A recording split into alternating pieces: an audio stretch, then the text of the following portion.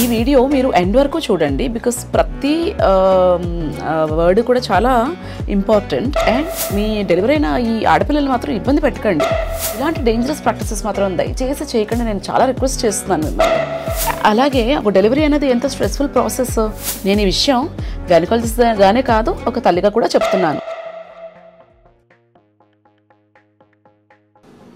Hello everyone, this is gynaecologist doctor Shilpa Hasa.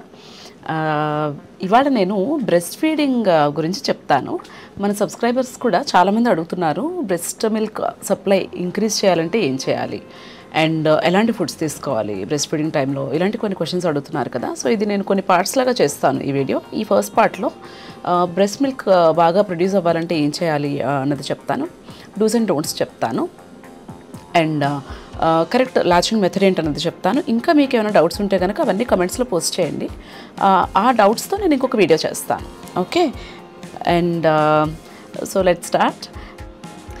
ఈ video మీరు end వరకు చూడండి బికాస్ ప్రతి వర్డ్ కూడా చాలా ఇంపార్టెంట్. అండ్ నేను చెప్పే కొన్ని విషయాలు మీ ఇంట్లో వాళ్ళు అంటే మీ ఇంట్లో పెద్దవాళ్ళు అపోజ్ చేయొచ్చు, but this is the right way to do it and this is proven. Okay, అది ఎందుకంటున్నానంటే నాకు నిన్న ఒక పేషెంట్ వచ్చారు, తనకి డెలివరీ చేసి 21 days అవుతోంది. అయినప్పటి నుంచి కూడా ఇడ్లీ, రైస్, ఒక 2 రకాల వెజిటబుల్స్ ఇవే పెడుతున్నారు. ఈ 3 weeks నుంచి కూడా ఇదే అవుతోంది. ఎందుకు అంటే నార్మల్ డెలివరీ అయినా సిజేరియన్ అయినా కూడా కుట్లు ఇన్ఫెక్ట్ అవుతాయని, లేకపోతే బేబీకి ఇలాంటి ఈ ఫుడ్స్ కాకుండా ఇంకేదైనా తీసుకుంటే డైజెస్ట్ అవ్వదని, ఇలా మీకున్న అపోహల వల్ల కరెక్ట్ న్యూట్రిషన్ ఇవ్వట్లేదు. ఇది చాలా పెద్ద మిస్టేక్. మీ ఇంట్లో కనుక పెద్దవాళ్ళు ఉంటే లేడీస్, వాళ్ళకి దయచేసి ఈ వీడియో చూపించండి. ఇలాంటి బ్లండర్స్ మాత్రం చేయకండి, ఎందుకంటే ఇది ఇలాంటి రాంగ్ పద్ధతులు అన్నవి బేబీతో పాటు మదర్కి కూడా చాలా హార్మ్ఫుల్. నేను ఒకసారి ఒక ఎక్స్పీరియన్స్ షేర్ చేస్తాను. నేను పీజీ చేసే టైంలో ఒక లేడీ డెలివరీ అయిన తర్వాత 10 daysకి బాగా ఫిట్స్తో చాలా సిక్ కండిషన్లో వచ్చారు. తనకి ఎవాల్యుయేషన్లో తెలిసింది ఏంటంటే బ్రెయిన్లో బ్లడ్ అనేది క్లాట్ అయిపోయింది. మీరు డెలివరీ అయిన తల్లులకి ఎప్పుడైతే సరిగ్గా వాటర్ ఇవ్వటం అది తగ్గించేస్తారో అప్పుడు బాడీలో బ్లడ్ క్లాట్ అయ్యే రిస్క్ ఉంటుంది కాళ్ళల్లో, అలాగే బ్రెయిన్లో కూడా ఇలా థ్రాంబోసిస్ వచ్చే రిస్క్ ఉంటుంది. అలాంటివి చాలా డేంజరస్ ప్రాక్టీసెస్. సో దయచేసి అలాంటివి చేయకండి. అండ్ ఇంకొకటి నాకు చాలా షాకింగ్గా ఏమనిపించిందంటే ఈ మధ్య కమెంట్స్లో ఒకళ్ళు అడిగారు, మేడం మా ఇంట్లో నాకు వాటర్ తాగనివ్వట్లేదు, వాటర్ తాగితే కడుపు పొంగిపోతుంది అని నీళ్ళు తాగనివ్వట్లేదు డెలివరీ అయిన తర్వాత అని చెప్పారు. అది ఎంత ఆశ్చర్యంగా అనిపించిందంటే నాకు, అంటే ఇప్పుడు ఇంత అవేర్నెస్ మనకు వచ్చి ఇంత ఇన్ఫర్మేషన్ అవైలబుల్గా ఉండి కూడా ఇలాంటి బేసిక్ మిస్టేక్స్ ఎలా చేయగలుగుతున్నారు మీరు, నాకు అర్థం కావట్లేదు. ఎందుకంటే అసలు కడుపులో చాలా ఆర్గన్స్ ఉంటాయి, దాంట్లో గర్భసంచి ఒక part.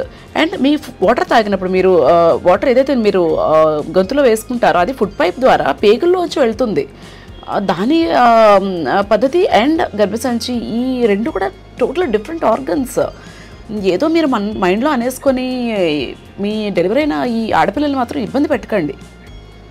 And food and water అనేది చాలా పార్ట్ స్టమక్లోనే అబ్జార్బ్ అయిపోతుంది, డైరెక్ట్గా మనకి బ్లడ్లోకి వెళ్ళిపోయి కిడ్నీస్ ద్వారా క్లీన్ అయిపోయి ప్రాసెస్ అయిపోయి యూరిన్లోంచి బయటకు వచ్చేస్తుంది.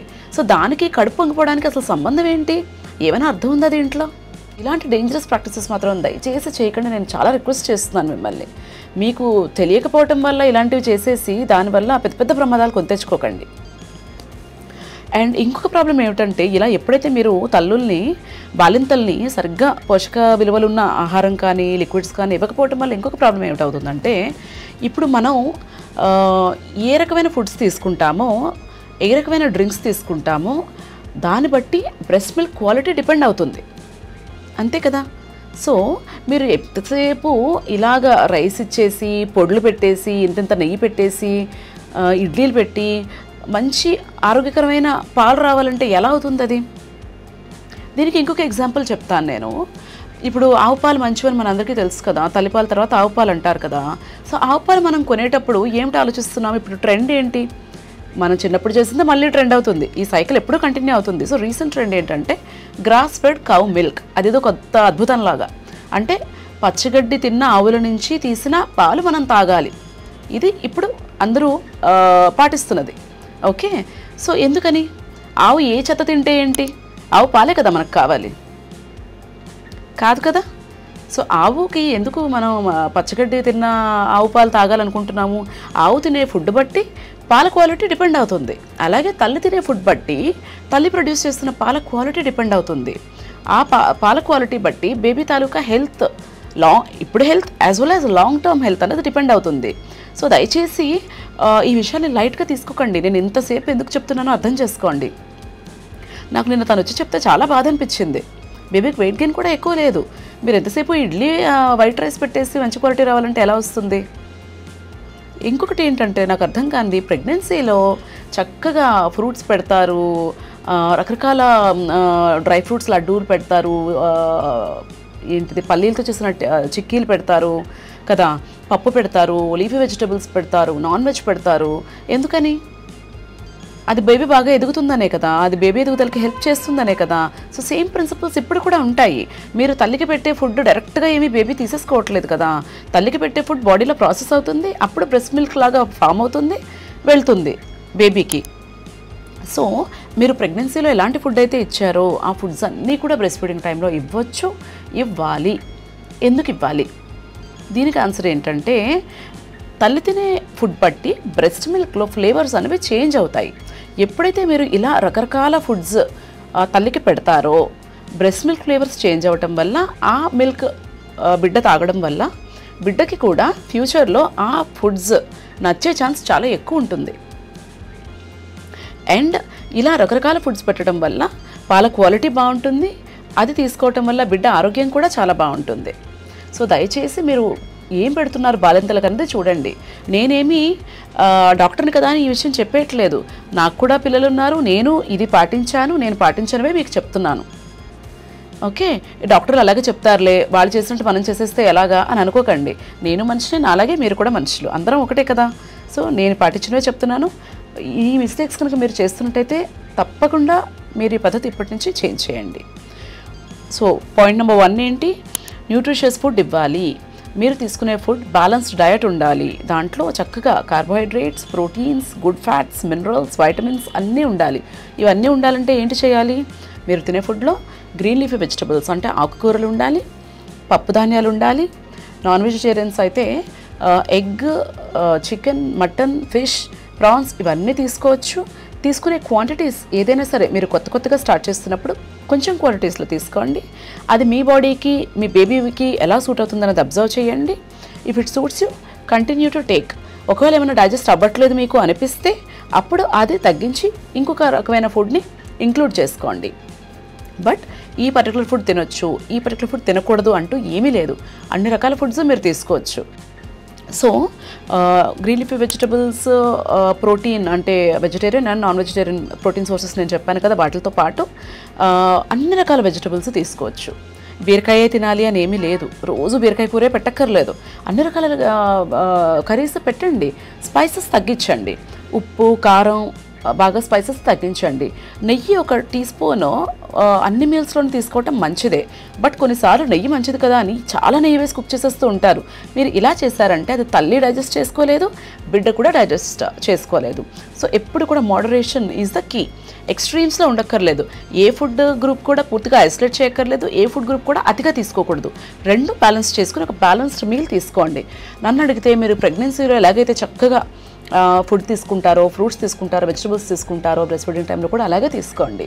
అది డెఫినెట్గా మీకు బాడీకి రికవర్ అవడానికి కూడా హెల్ప్ చేస్తుంది. అది కూడా చాలా ఇంపార్టెంట్ కదా. చైల్డ్ బర్త్ అనేది చిన్న విషయం కాదు కదా. బాడీ ఎంత స్ట్రెస్ఫుల్ ఫేజ్లో ఉంటుంది, ఒక బేబీని గ్రో చేయడానికి ఎంత ఎనర్జీ కన్జ్యూమ్ అవుతుంది. అలాగే ఒక డెలివరీ అనేది ఎంత స్ట్రెస్ఫుల్ ప్రాసెస్, ఎంత టిష్యూ ఇంజరీ ఉంటుంది డెలివరీలో కానీ సిజేరియన్లో కానీ. మళ్ళీ ఆ టిష్యూస్ అన్నీ రిపేర్ అవ్వాలి కదా. ఇవన్నీ రిపేర్ అయ్యి తల్లి తన ఆరోగ్యమైన కండిషన్కి మళ్ళీ వెనక్కి రావాలన్నా కూడా న్యూట్రిషియస్ ఫుడ్ అనేది అవసరం. మీ మైండ్లో ఏదో పెట్టేసుకొని తల్లిని బిడ్డని ఇబ్బంది పెట్టకండి.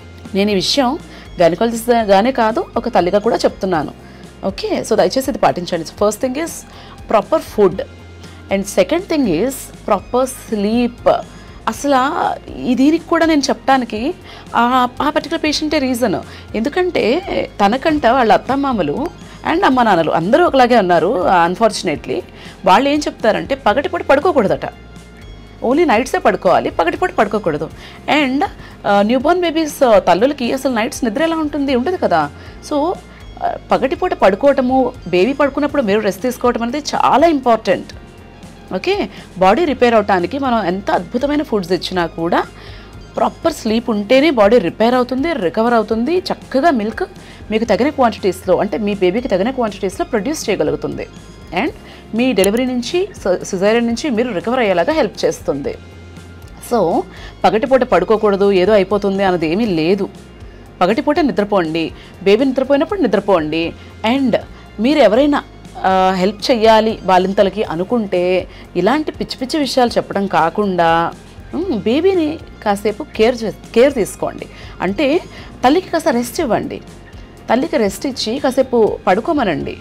తను పడుకునే టైంలో బేబీని మీరు చూసుకోండి. ఇలాంటివి చేయటం వల్ల చాలా హెల్ప్ అవుతుంది. అంతేకాని ఫుడ్ రెస్ట్రిక్షన్స్ పెట్టేసి, నిద్రలో రెస్ట్రిక్షన్స్ పెట్టేసి, వాడిని స్నానం చేయనివ్వకుండా, రెస్ట్ తీసుకునివ్వకుండా చేయకండి. దానివల్ల హామీ తప్పితే ఉపయోగం ఉండదు. మీకు అందరికీ కూడా మీ కూతుళ్ళు, మీ కోడలు చాలా ఇష్టమని నాకు తెలుసు. మీరు వాళ్ళకి మంచి చేస్తున్నాను అనుకుని ఇవన్నీ చేస్తున్నారు, కానీ ఇది మంచి కాదు. ఇవి ఏవి మంచి ప్రాక్టీసెస్ కాదు. So food habits important and sleep కూడా చాలా ఎసెన్షియల్. కంటిన్యూస్గా 4-5 అవర్స్ స్లీప్ దొరకడం చాలా కష్టం కదా బాలింతలకి. సో ఎప్పుడు వీలైతే అప్పుడు వాళ్ళని రెస్ట్ తీసుకొనివ్వండి. అండ్ హస్బెండ్స్ మీ వైఫ్ మీద చాలా ప్రేమ ఉంటే కనుక బేబీని చూసుకోవడంలో తనకు హెల్ప్ చేయండి. So these are 2 things. And ఇంకొక ఇంపార్టెంట్ థింగ్ ఏంటంటే, ఇది ఒక కామన్ మిస్టేక్ కూడా ఏంటంటే, చక్కగా బ్రెస్ట్ ఫీడ్ చేస్తున్నారు అనుకోండి, చేశారు, బేబీని పడుకోబెట్టారు, తర్వాత బేబీ ఏడ్చింది అనుకోండి, ఆ రీజన్ ఏంటి అని ఐడెంటిఫై చేసుకోకుండా బేబీ ఏడుస్తుంది, పాలు సరిపోవట్లేదు, బేబీ ఏడవటానికి పాలు సరిపోవట్లేదు అనేది ఒక్కటే రీజన్ అనుకుంటారు. అనుకుని బయట నుంచి ఫార్ములా ఫీడ్ ఇంక్లూడ్ చేయడం స్టార్ట్ చేస్తూ ఉంటారు.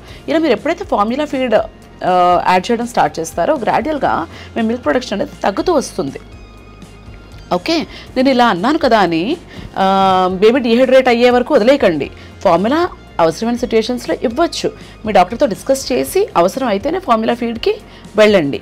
ఓకే, బేబీకి మిల్క్ సరిపోవట్లేదేమో అని మీకు మీరే అనేసుకొని ఫార్ములా ఫీడ్ని ఇంక్లూడ్ చేశారంటే మిల్క్ సప్లై తగ్గిపోవడానికి చాలా ఛాన్సెస్ ఉంటాయి. ఎందుకంటే మీ బాడీ అంతా కూడా, మన బాడీలో హార్మోన్స్ అన్నీ కూడా ఫీడ్బ్యాక్ మెకానిజంతో వర్క్ చేస్తాయి.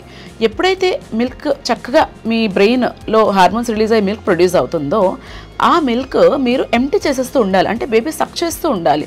బేబీ సక్ చేసి మీరు ఫీడ్ ఇస్తున్న కొద్దీ your brain will think that okay, ఈ లేడీకి ఇప్పుడు డెలివరీ అయింది, సో దీనికి మిల్క్ ప్రొడక్షన్ అవసరం, నేను ఇంకా మిల్క్ ప్రొడ్యూస్ అయ్యే హార్మోన్స్ని రిలీజ్ చేయాలి అని మీ బ్రెయిన్ అనుకొని అలాంటి ప్రొలాక్టిన్ లాంటి హార్మోన్స్ని రిలీజ్ చేస్తుంది.